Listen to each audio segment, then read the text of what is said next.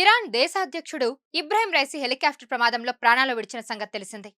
సాధారణంగా దేశాధ్యక్షుడు చనిపోతే ఆ దేశంలో విషాదం నెలకొంటుంది. కానీ ఇరాన్లో మాత్రం ఇబ్రాహిం రైసీ మరణ వార్త తెలిసాక ప్రజలు సంబరాలు చేసుకుంటున్నారు. బాణాసంచా కాల్చి మందు పార్టీతో ఆయన మృతిని గ్రాండ్ గా సెలబ్రేట్ చేసుకున్నారు. రైసీ ఇరాన్ అధ్యక్షుడిగా క్రూరంగా వివరించేవారట.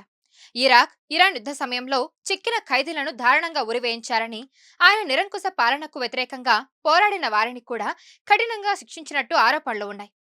ఈ నేపథ్యంలోనే రైసీ మరణ వార్త తెలియగానే ఇరాన్ ప్రజలు ప్రధాన కూడళ్లలో గుమిగూడి సంబరాలు జరుపుకున్నారు.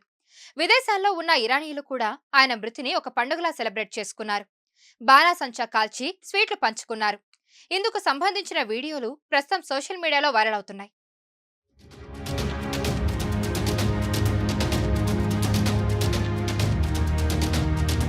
మరిన్ని వీడియోస్ కోసం ఛానల్ ని సబ్స్క్రైబ్ చేయండి. లేటెస్ట్ అప్డేట్స్ కోసం వాట్సాప్ ఛానల్ ని ఫాలో చేయండి. అండ్ లింక్ డిస్క్రిప్షన్ లో ఉంది.